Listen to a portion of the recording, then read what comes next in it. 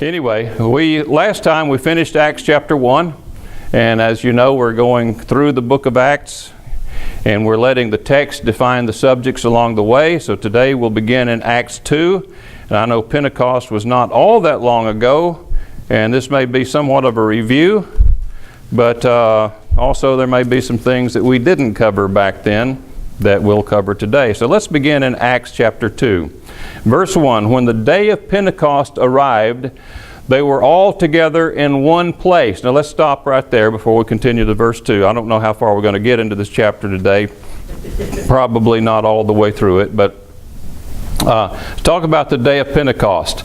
I think all the people here are familiar with it. They know what the Pentecost is. Some of you here may not know about the history of the controversy surrounding this day. How many of you were in the Worldwide Church of God or the Radio Church of God back when Pentecost was observed on a Monday? And the idea, when you're reading the text back there, we'll go back. Let's go back to Leviticus 23. We'll take a look at that. But when you read that text, just a normal reading, you don't get that. It says you count from the morrow after the Sabbath, the day after the Sabbath, unto the day after the seventh Sabbath. And that day after the seventh Sabbath is the day of Pentecost. I think, how do you get Monday out of that? 49 days plus the 1, 50. Pentecost means 50th. This is the 50th day. Well, what they did was they said, well, it says count from the day after the Sabbath. One day from Sunday is Monday. So that was the first day of the count. Monday till, they finally ended up with a Monday. 50th day was a Monday. And for, I guess, a good many years, that's the way they observed it. I came in about the time they were changing it. When finally, a lot of papers, or some papers had been presented on it. People had objected to that method for a long time. And some people privately observed the Sunday Pentecost, and they went ahead and went to church on Monday, not so they wouldn't be rocking the boat or anything like that, hoping sometime eventually it'd change. It did. But let's read what it says back there in Leviticus 23. Also, I might mention there's another controversy surrounding this day, and that is based on the fact that Rabbinic Judaism observes a fixed calendar date. The date Sivan 6. And you have some people in some of the Church of God groups who observe a Sivan 6 or a fixed calendar date Pentecost. They count from the day after the first high day of the Feast of Unleavened Bread. It always comes out on a fixed calendar date then.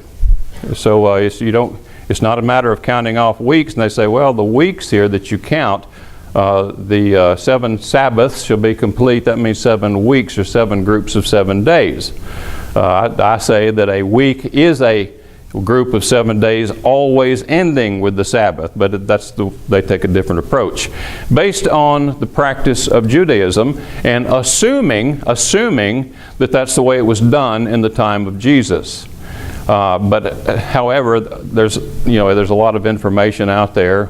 Actually, that was a long time ago, and what was going on during the time the temple was standing? There's a lot of cloudy things there, cloudy issues when you look at the historical data.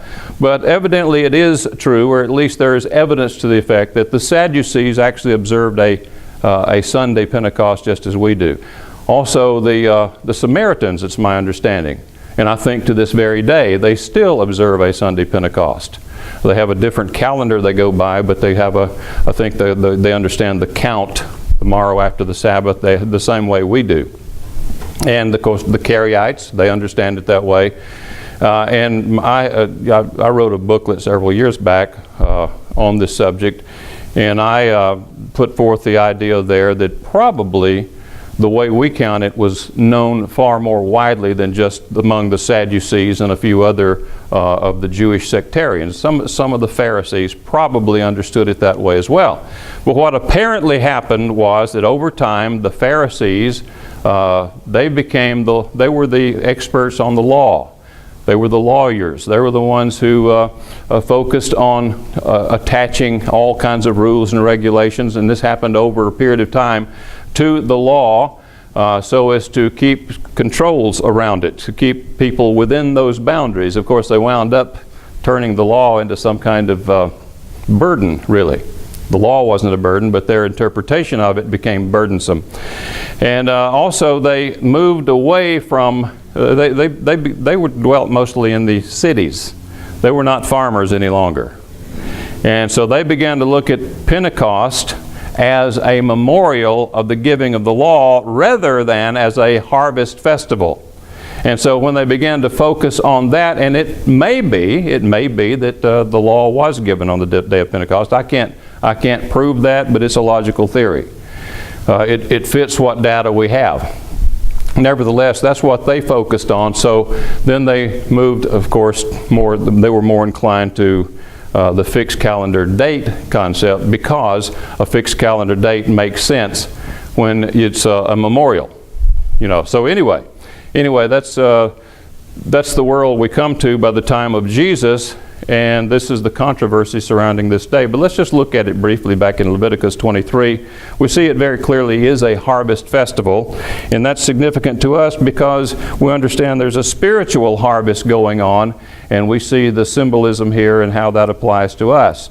We want to look at Leviticus 23, beginning in verse 9. It says, "And the Lord spoke to Moses, saying, Speak to the people of Israel, and say to them, When you come into the land that I give you, and reap its harvest, you shall bring the sheaf of the first fruits of your harvest to the priest." And he's talking about the barley harvest, the early grain harvest, a certain stage of ripeness. That's what Abib means, the name given to the first month. When that barley was in a certain stage of ripeness, then it was time to bring the wave sheaf to the priest. "And he shall wave the sheaf before the Lord, so that you may be accepted. On the day after the Sabbath, the priest shall wave it." Now the question is, which Sabbath is he talking about? Because in chapter 23, which is where he outlines all the feasts of the Lord, he has thus far mentioned 3 Sabbaths. The first one is mentioned in verse 3. Says, 6 days you shall work be done, but on the 7th day is a Sabbath of solemn rest. So this is the weekly Sabbath. It is one of the feasts of the Lord. The weekly Sabbath, top of the list. It occurs every 7th day, not annually. And then he goes into the Passover and Feast of Unleavened Bread, and he mentions, and I won't read the whole section, but from verses 4 through 8, he talks about the Feast of Unleavened Bread. The first day, no work is to be done, no ordinary work. It's but a holy convocation. The word Sabbath is not used, but it's an annual Sabbath. And then on the last day, there's another Sabbath, an annual Sabbath. The word Sabbath is not used, but it says no ordinary work was to be done. So you have 3 Sabbaths mentioned here. How do you know which one when it says, in the verse we just read a few minutes ago, it says, on the day after the Sabbath, the priest shall wave it, down in the latter part of verse 11. How do you know which Sabbath it was? The Pharisees, the rabbinic Jews say it's the high day Sabbath, the first high day Sabbath, Feast of Unleavened Bread. The Sadducees and us, I guess we're Sadducean, but us, we believe that this is talking about the weekly Sabbath, so that it would be the first day after the Sabbath that occurs within the Feast of Unleavened Bread. And actually the Essenes, from the evidence that I've looked at, the Essenes apparently, with their own solar-based calendar, they didn't use the same calendar evidently that the Jews in Judea used, but with their solar-based calendar, they'd come up with a system whereby they looked at the last day of the Feast of Unleavened Bread and counted from there. On the day after the last day was the first day of the count. So which is it? Which is it? Well, I think we have some clues here. First of all, as I've already mentioned, the only one thus far that's called Sabbath is the weekly Sabbath. So it would make sense at this point. It says on the day after the Sabbath, this would be referring to the weekly Sabbath. Okay, you start the count on the day, that'd be a Sunday, the day after the weekly Sabbath. So, and then it goes on. Let's look at some of the other instructions to see another clue here. It says in verse 15, you shall count 7 full weeks from the day after the Sabbath, from the day that you brought the sheaf of the wave offering, you shall count 50 days to the day after the seventh Sabbath. In the Hebrew, it's the same word. Now, what's the day after the seventh Sabbath? What day of the week is it? That would be a Sunday, wouldn't it? So, to me, this is very, very clear. Very clear. So, it must be talking about from a Sunday to a Sunday. That's clear enough. And the question then would be, well, how do you know that that's the Sunday that falls in the days of unleavened bread? It doesn't say so. Well, from there, you just have to take a shot at it. No. The idea here is that this connects the connection between the Feast of Unleavened Bread and the day of Pentecost. The weeks of harvest, the grain harvest, began during the days of unleavened bread. So you see the connection. You wouldn't want it falling outside the days of unleavened bread. So therefore, you don't begin the count on the morrow after the first Sabbath. You begin the count on that day after the first, put it this way, on the Sunday that falls within the days of unleavened bread. You got it? In other words, if the Sabbath falls on the last day of unleavened bread, that would throw the count outside, and then you would lose a little bit of the connection of the harvest between the feast and the second feast, the second pilgrimage feast. You see what I'm saying here? And so this really connects the harvest festival called Pentecost with the earlier feast. So that's what we go by, and a good many Jewish authorities agree with that. That's what the original actually meant. So, are we all clear on that? Why we don't observe 5 and 6? Or at least this group doesn't, and why we don't observe a Monday. Nobody else ever in history ever did that, up to my knowledge. I don't know how it stuck with us for so long. But in any case, so the day of Pentecost had arrived. No doubt it was a Sunday, the 50th day, the day after the seventh Sabbath, the 7 full weeks of grain harvest. And that's very significant because it's a harvest festival. And the analogy is drawn between the harvesting of crops, the gathering of crops, and the gathering of first fruits of God's spiritual harvest. And in order to have those first fruits to be gathered, guess what you have to have? You have to have conversion taking place. And if you have conversion taking place, you must have what? The Holy Spirit being given. And that's exactly what we see happening here. We'll read down to it. It says, they were all together in one place, meaning the disciples, those 120 we read about last time. And suddenly there came from heaven a sound like a mighty rushing wind, it's like a violent wind. Now I want you to notice three witnesses here. First of all, there's this sound, one you could hear. And evidently it was very loud. We'll see why in just a few minutes. Very loud, and it sounded like a very violent wind, like tornadic or maybe hurricane activity going on. Just a very violent wind. And it came from heaven, and it says, and it filled the entire house where they were sitting. So evidently it was concentrated in this one place here where the disciples were. And divided tongues, or cloven tongues as the KJV says, and other translations have a different way of translating this, as of fire appeared. So there's you have, first of all, you have something a witness as to what's going on, something you hear, now something you see. You have wind and fire. We'll talk about that in a few moments. It appeared to them, and when it says tongues as of fire, or as cloven tongues, some people confuse this with speaking in tongues we're going to be talking about here in a moment. It's not talking about tongues of fire, some kind of gibberish. No. These tongues, in other words, these, I guess something like, the idea here is this. The idea here is this, is that a fire appears there, a visionary type thing, a fire there in their midst above them, and then from it begins to divide and comes over each one of the disciples, and we'll read what it says here. It says it appeared to them and rested on each one of them. So the fire that's above begins to divide up, or tongues as it were, goes out from it, and then it rests upon these individuals. So what are we seeing here? What are we seeing? Does it remind us of anything else Anything in the Old Testament? Absolutely. You have all. Yeah, that's right. There's all kinds of things that come to mind there, but we'll come back and examine a couple of them in just a few moments. But it says, and they were all filled with the Holy Spirit and began to speak in other tongues, meaning languages. These were known languages, not gibberish. They weren't falling around and jumping benches and things like that, as the Spirit gave them utterance. So you have this threefold witness. You have something you can hear, this sound as of a violent wind, something you see, the fire and the tongues coming out and as a witness resting on these individuals, and you have something coming from within, this miracle of languages. So you have this inspired utterance is what it was, inspired utterance, and was actually being done in different real languages. Okay? Now, let's examine some of this before we move on further. You know, in the Old Testament, let's just give you some examples. I'm not going to turn to each one of these, but in Exodus chapter 3, you remember what happens there when Moses sees a bush that appears to be burning, fire, and then he goes to it to investigate, and what does he find? What happens? A voice comes to him.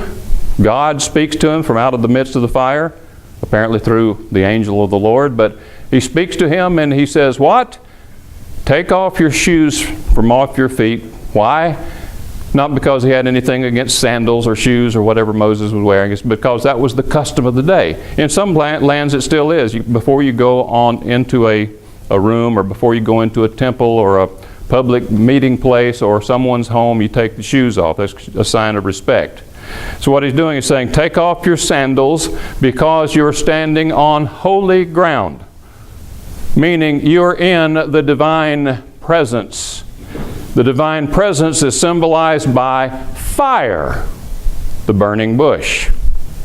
So no doubt when the disciples saw this, that must have come to the minds of some of them at some point along the way. This means the divine presence.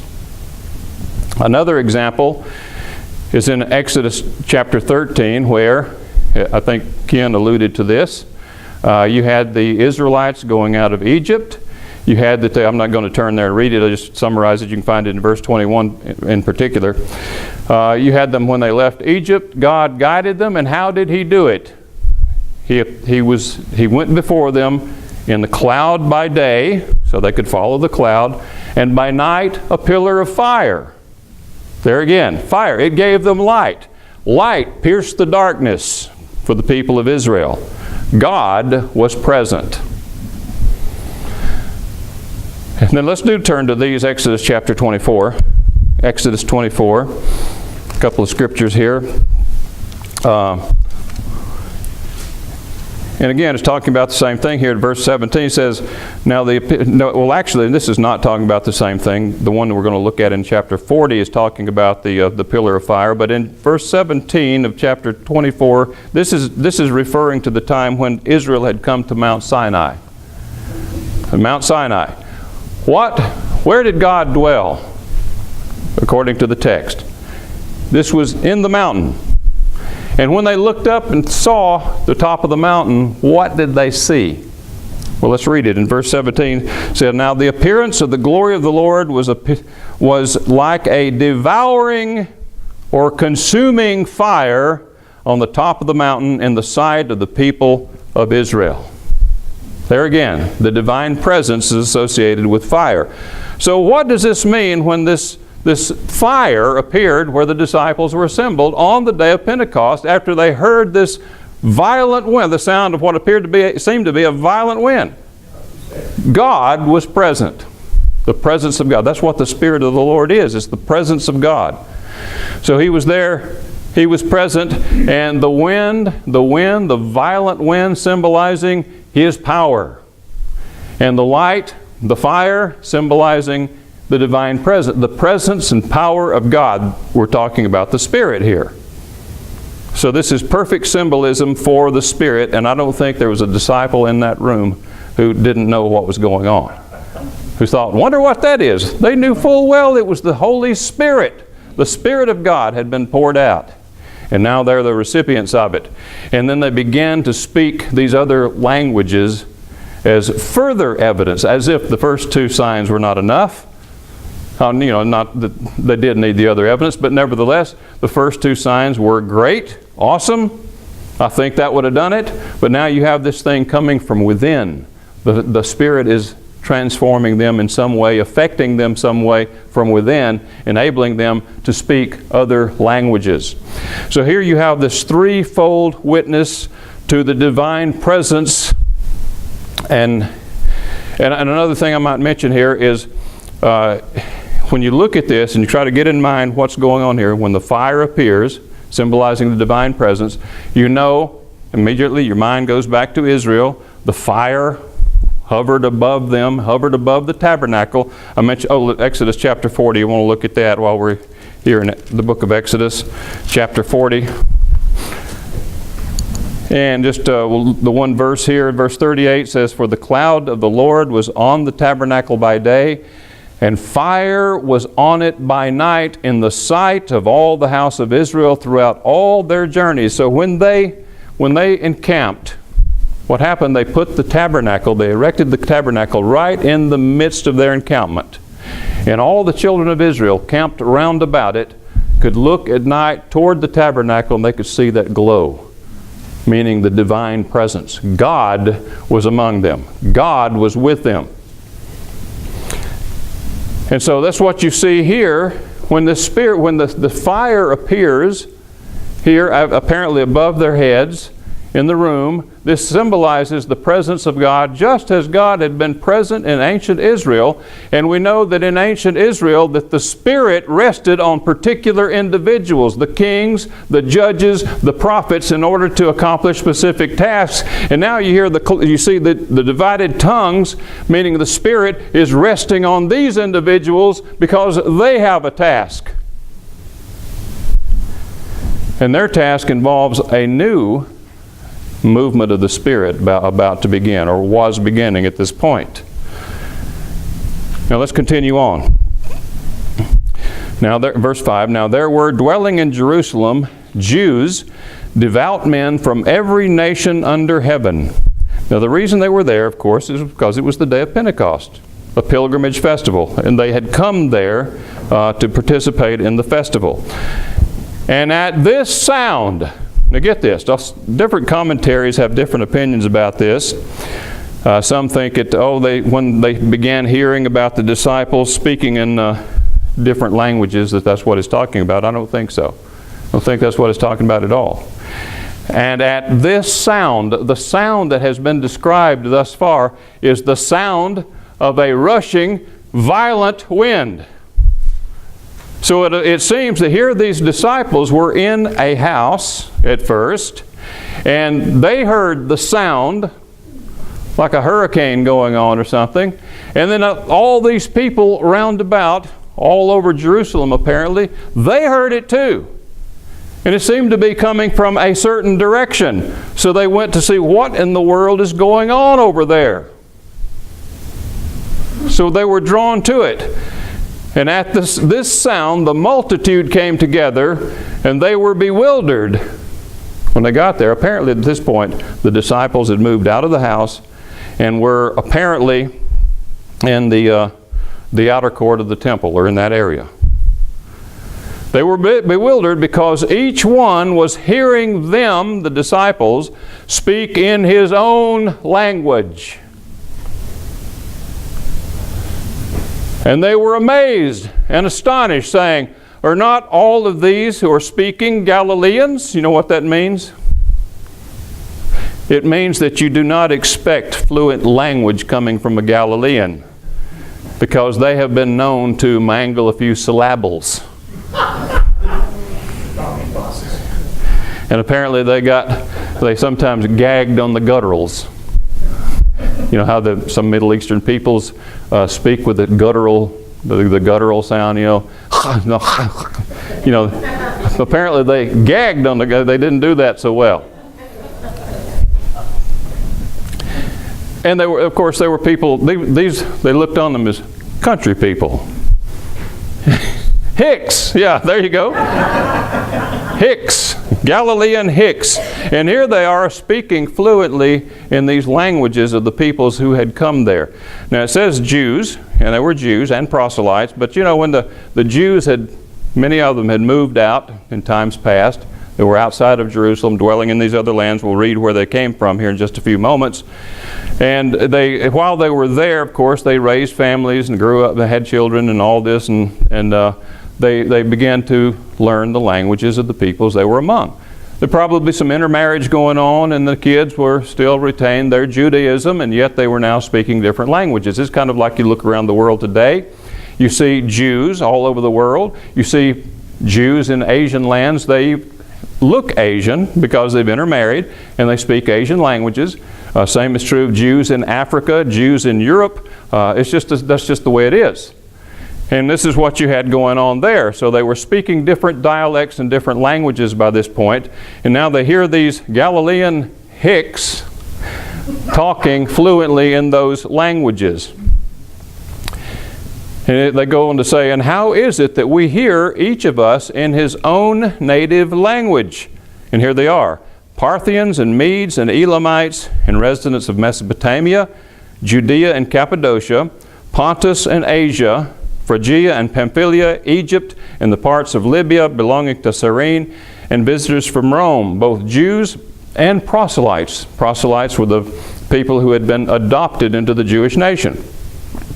Non-Jews at first, but now they're considered Jews, adopted into the nation. Now you notice here that they moves from east to west. He talks about the people in Mesopotamia, that's east of Jerusalem. Then he moves up to across into, mentions Judea itself here, Cappadocia. You go to the north, you see Asia Minor. Down to the south, you see northern Egypt. And all the way out further to the west, you see Rome. All of these people, by the thousands, had come and gathered into Jerusalem. And they were witnessing this. At the sound of that wind, that rushing mighty wind, that violent wind sound that they went to investigate apparently, and they get there and find these Galileans speaking their languages. What a witness. What a witness. It also says, after it says both Jews and proselytes, in verse 11 it says Cretans and Arabians. We hear them telling in our own tongues the mighty works of God. Mighty works of God. So that's what they were talking about, the things that they had witnessed themselves in the ministry of Jesus and what had happened about the resurrection and all of these things that were central to what we call the gospel. Verse 12, and all were amazed and perplexed, saying to one another, what does this mean? But others, mocking, said, they're filled with new wine. Now, somebody once mentioned something to me, made an argument that I thought was kind of interesting, but I think it was just based on a very narrow view of what was actually happening here. He said, why would they say that if those people weren't just out there just really, hooting and hollering and carrying on, all that stuff? The fellow kind of described it like it's something akin to a Pentecostal meeting, old-time Pentecostal meeting.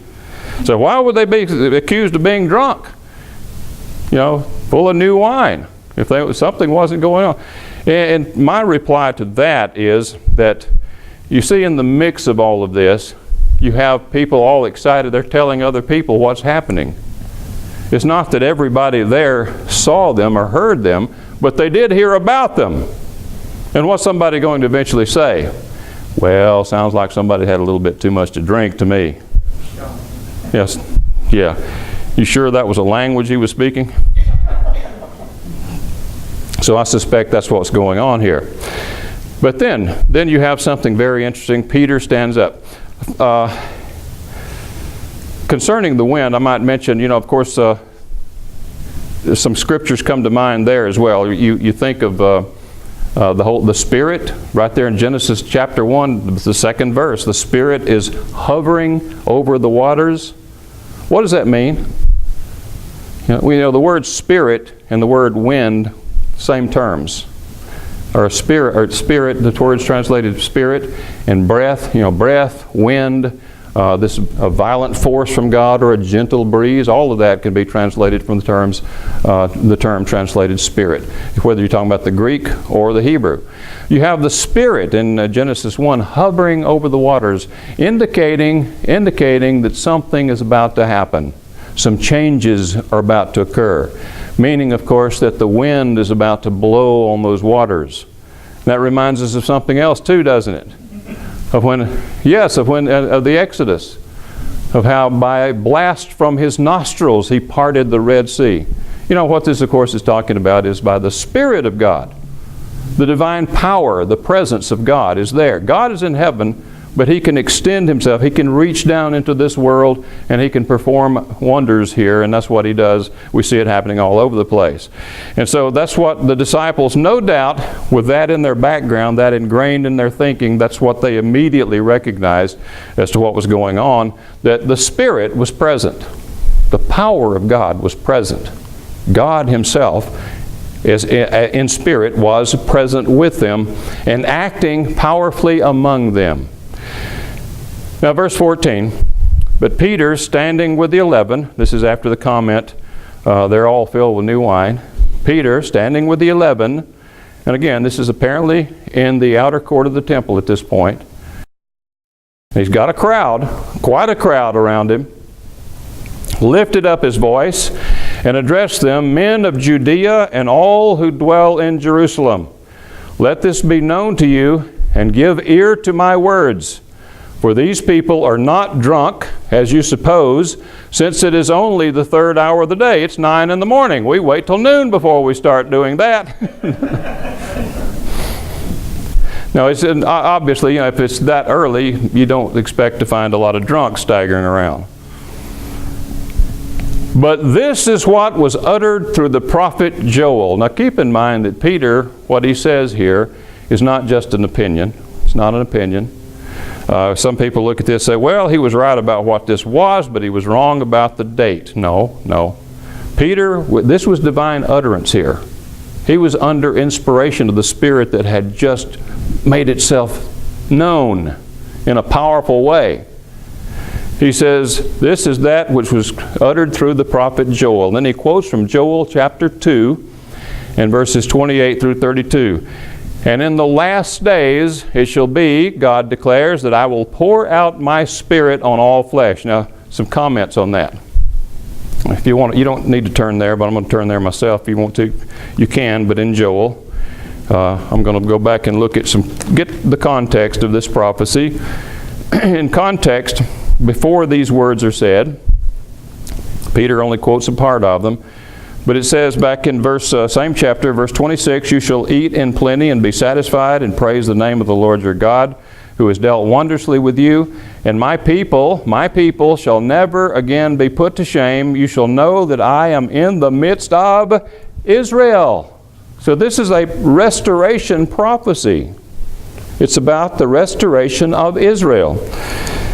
And that I am the Lord your God, and there is none else, and my people, speaking of Israel here, shall never again be put to shame. So in context, the people of Israel had put up with a lot of shame, a lot of problems, a lot of suffering, a lot of, the results of covenant breaking. But now he promises to restore them. And then he goes on, says, and it shall come to pass afterward that I will pour out my Spirit on all flesh. All flesh meaning what? In that context, well, all kinds of people. All kinds of people. But in context, he is talking about Israel. But as we're going to see as we make our way through the book of Acts, that all flesh comes to mean more than just all kinds of people within Israel. For this movement of the Holy Spirit is going to extend way outside the boundaries of Israel and encompass the world and include peoples from all the nations. So you're going to see this happening in the book of Acts. But if you look strictly at the context in Joel, it's about the restoration of Israel. And here's the significance of this prophecy. Let's read it as Peter reports it. He says, and your sons and your daughters shall prophesy, and your young men shall see visions, and your old men shall dream dreams. even on my male servants and female servants. In those days I will pour out my Spirit, and they shall prophesy. Now some people look at this and say, well, where's all the prophesying and the dreams and the visions? Why aren't we seeing all that? They're focusing on the wrong thing. See, those things are just things associated with the presence of the Spirit. But don't focus on those things. Focus on the real significance here, and that is that He's pouring out His flesh no longer on kings and prophets and specially appointed people, but upon even the slaves. Regardless of social class, social status, whoever you are, wherever you are, now it is indeed all flesh. It is sons and daughters, not just the sons, not just particular sons, but sons and daughters, young and old. Now it becomes universal. This indeed is a new move of the Spirit, and is absolutely essential to the church that Jesus built. That's the real significance of this. It's now universal. It becomes universal. No longer just specially appointed people who receive the Spirit, but now regular old people, guys and gals, young and old alike, may receive the Spirit. Just as the prophets did, just as the kings did, just as the judges did, and be moved by it, converted by it, transformed by it, as God gathers His first fruits harvest. Now then, there's something else here. I have a different take on this than some people do.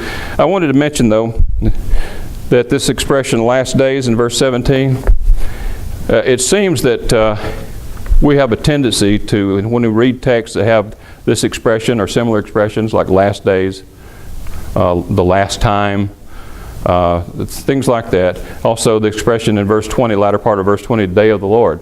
We always attach that to the very time of the end, just preceding the second coming of Christ. Make no mistake, the Bible does say very definitely that there will be an end time, day of the Lord, that Christ will come in the day of the Lord, that His coming is, of course, a key feature of the final day of the Lord. But there have been many days of the Lord in history. It's very important to understand that, because when you look back and see God acting in history, for example, when He sent the prophet to prophesy concerning Babylon, how Babylon was going to fall, and you look back in history, you see indeed it did. This is called a day of the Lord. That means a day of intervention, a day of visitation. You see what He did in Israel, the day of intervention. That was the day of the Lord. So there are many days of the Lord. Of course, they all point to that last day of the Lord, the one that happens during the time of Christ's return. But here, when you read about last days, day of the Lord, we need to be careful not to just read that exclusively as the very end of the time associated, or the end of the days associated with the second coming of Christ. When I read this verse 17, and in the last days it shall be, last days of what is the question that comes to my mind. Last days of what? See, there are several last days. There are several ways of understanding last days. One is the last days leading up to the second coming. But also you have to realize that this was the last days of Judaism as it was known in Jerusalem. This was the last days for the temple. You see, the temple was the very heart of Jewish religious practice. It was the heart. Without the heart, there's no life.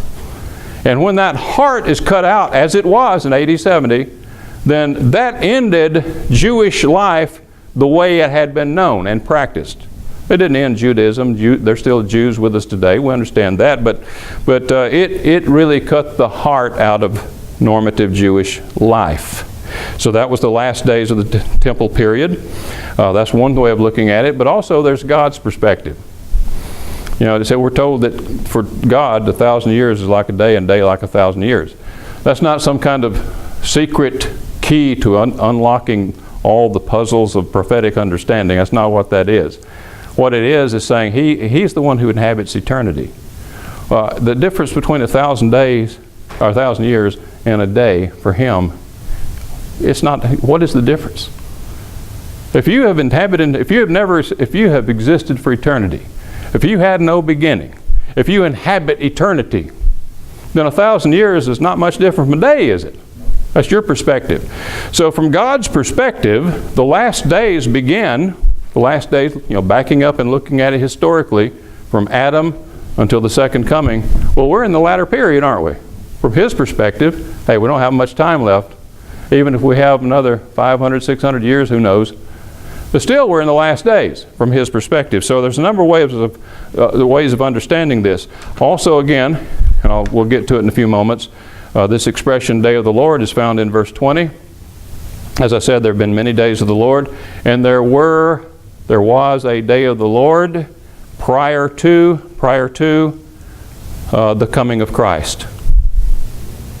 All you have to do is look at what the prophet said, look at Malachi, all these others. What you had the people coming back from the Babylonian captivity, resettling the land, rebuilding the temple, and the ideal was to restore everything as it was supposed to be from the time God instituted the covenant with these people. But what happened was they started building the temple, and then they said, we'll come out and work another day. It's kind of like some building project I started around the house.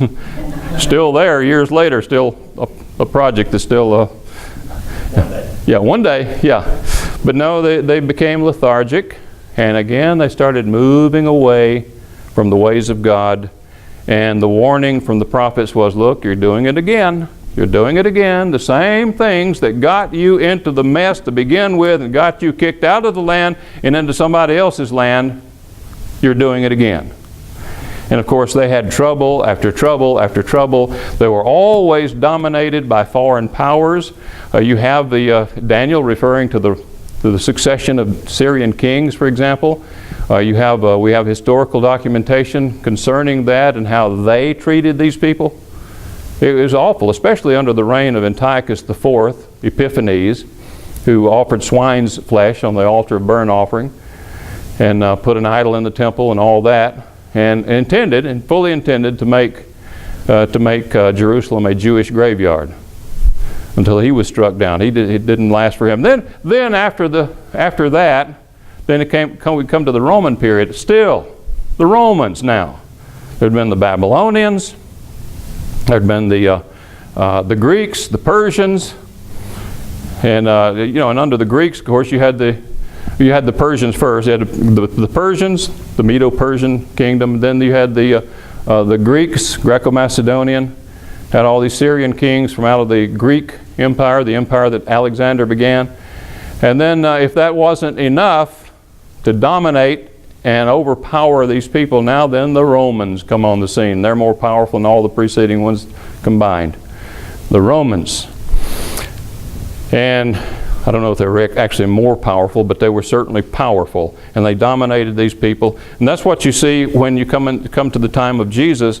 You see temple authorities in correlating their activities with the Roman authorities. In other words, a lot of this church and state activity going on, especially the state dominating church in this case, and giving them certain privileges as long as they stay in their boundaries. So really, their covenant breaking had gotten them into a lot of trouble. There was a time of visitation preceding this, the coming of Jesus. Now, this is what I wanted to bring. The reason I'm saying this is for this reason. It says, and this is why some people say, well, this hasn't been fulfilled. After verse 18, when he says, I will pour out my Spirit on the male and female servants, and they shall prophesy, and so forth. Verse 19, and I will show wonders in the heavens above, and signs on the earth below, blood and fire and vapor of smoke. The sun shall be turned to darkness, and the moon to blood. But notice this, it says, before the day of the Lord comes. Was the coming of Jesus, the coming of the prophesied Messiah, the coming of the Holy Spirit, was that not God's intervention? Was that not a day of the Lord? Of course it was. We think of the day of the Lord as only bad times. No, no, no. The day of the Lord brings bad things to bad people, but it brings good things to the just, to the saints. So it says that these things would precede the day of the Lord, the great and magnificent day. And it shall come to pass that whoever calls upon the name of the Lord shall be saved. So here you have, what you have here, you have all these, when it says it talks about the blood and the fire, the vapor of smoke, what do you think it's talking about? It says the sun will be turned to darkness, the moon to blood. That's not talking about blood moons, by the way. No, what this is apocalyptic language. You see it in the prophets all over the place. Just go back and read the prophets. You see the same language of billowing smoke, the sun being darkened. You know, if you have an invading army moving in and burning down the city, burning up people's homes, burning down buildings, and all that, you have all this billowing smoke, and guess what it does to the atmosphere? Kind of gets dark there, doesn't it? Things are not clear. The beautiful skies overhead in the night, they're no longer there for you to go out and enjoy. Your city is destroyed. And this is the kind of language that's being used here to describe that. And guess what? That all did happen before the coming of Jesus and before the coming of the Spirit on the day of Pentecost. So this is not necessary. Yeah, there'll be those things to happen again and worse. But what he says here, fits perfectly what Peter is saying. This is that. This is fulfillment of what Joel said. It fits perfectly, even with the events as we see them unfolding in history. Now that he goes on to say, well, we'll end this pretty quickly here, and we won't end it. We'll just end it for today. Continue it in the future. But let's go on and see what Peter has to say here a little bit further. He says, "Men of Israel, hear these words. Jesus of Nazareth, a man attested to you by God with mighty works and wonders and signs that God did through him in your midst, as you yourself know, this Jesus delivered up according to the definite plan and foreknowledge of God, you crucified and killed by the hands of lawless men.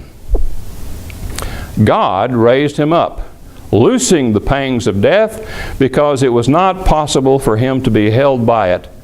For David says concerning him." Now, those of you who were here last time, do you remember what I said about different kinds of prophecy? There are predictive prophecies.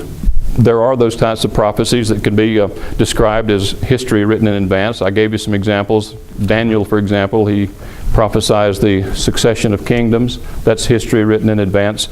But there are other kinds of prophecies that are not actually history written in advance, but you see patterns and types and shadows in certain statements in the Old Testament, and they prove prophetic because you see the same types and patterns and so forth being fulfilled in something else. Now, something very important to keep in mind is that when David speaks concerning himself, he has always in the backdrop in his mind a larger narrative, which is what? I'm not going to turn there and read it. We've read it before. 2 Samuel chapter 7, the promises God gave to him. In 2 Samuel chapter 7, he says that I will set up your kingdom after you. He promises that. But your son, from your own body, meaning not an adopted son, he's talking about Solomon, from your own body will sit upon your throne that I will establish, and I will establish his kingdom. Doesn't say for a few days, he says forever. Now, you know, somewhere along the way, I'm sure people began to wonder, why didn't it work out any better than it did? But you know, the thing is that there was always hope, because they knew that was a promise, and that they knew that God ultimately would fulfill it in this ultimate Davidic king, because God had promised to David, hey, your throne is established. It's my throne. I'm the one who established it. So that is it. You read through the Psalms and the struggles of David, and and yet his reliance on God. Always put that in the context, in the backdrop, because his faith, his reliance on God had at least that and more, I'm sure, but that is part of it right there. So the things that David says about himself in an ideal way applies to his son, his son's son, ultimately and finally to the ultimate Davidic king, Jesus Christ himself. So here he quotes from David, and he's quoting right out of Psalm 16. We just read what he says here without turning back there. It says, I saw the Lord always before me. Now remember, David is speaking about his own experience involving some crisis that he was in at that time. And also he talks about his confidence that God would deliver him out of it. So I saw the Lord always before me, for he is at my right hand, that I may not be shaken. Therefore my heart was glad and my tongue rejoiced. My flesh also will dwell in hope, for you will not abandon my soul to Hades, or Sheol from the Hebrew, translated Hades in the Greek. You will not abandon my soul to Hades, the universal grave, or let your Holy One, speaking of himself, see corruption. Now, if that pertained to David, and it's based at least in part on the promise that he gave to David, knowing that David's own son would be his successor and inherit his throne. That's saying, God is saying, I'm with you, David. Yeah, you've messed up a whole lot, but I'm still with you, and I'm going to see to it that your son succeeds you, and your kingdom is not going to be destroyed. So that's in the backdrop. So if this applies to David, verse 27, for you will not abandon my soul to Hades, or let your Holy One see corruption, meaning return to the dust. You have made known to me the paths of life. You will make me full of gladness with your presence. And then Peter says, in commenting on this, knowing that it looks beyond David, brothers, I may say to you with confidence about the patriarch David that he both died and was buried, and his tomb is with us to this day. He's not sitting on the throne, is he? No, he's dead. He's dead. Being therefore a prophet, recognizing that he wrote his Psalms and other things under inspiration, being therefore a prophet, and knowing that God had sworn with an oath to him that he would set up one of his descendants on his throne, he foresaw and spoke about the resurrection of the Christ, that he was not abandoned to Hades, or the universal grave, nor did his flesh see corruption. So see, Peter applies that, and originally David was talking about his own struggles. But see, it goes beyond David, because God made an oath to David. Therefore, what he says here is establishes a pattern, establishes a truth that applies ultimately to Christ himself. And that's how Peter is able to do this. Some people, you need to be aware of these things for one simple reason. Well, two reasons. One reason is just I think it's just awesome to understand these things, but and I think it's faith enhancing. But the other reason is you will be challenged with things like this. There are people out there, I'm talking about, there's a whole new generation of apologists out there, anti-Christian apologists. Some of them are Jewish and some of them are Muslims. And they will point to things like this and say, this is not about Christ, this is about David. And you have to look at it and say, you know what? They're right. But see, if you're able to see beyond, or see the fact that David is looking beyond himself, and this is based on the oath God made to him, then you can answer. So we need to be able to answer these things because they're out there. People who would challenge our faith. Verse 32, this Jesus God raised up, and of that we are all witnesses, being therefore exalted at the right hand of God. And having received from the Father the promise of the Holy Spirit, he has poured out this that you yourselves are seeing and hearing. For David did not ascend into the heavens. In other words, he's saying, but the son of David, the ultimate Davidic king, he did. Guess where he is? At the right hand of God. And anybody who sits at the right hand of God, ruling on behalf of God, God the Father, is worthy of worship. You don't put angels there. No. For David did not ascend to the heavens, but he himself says, he's quoting from another psalm, Psalm 110, The Lord, if you look at the Hebrew, it's Yahweh. Yahweh said to my Adonai.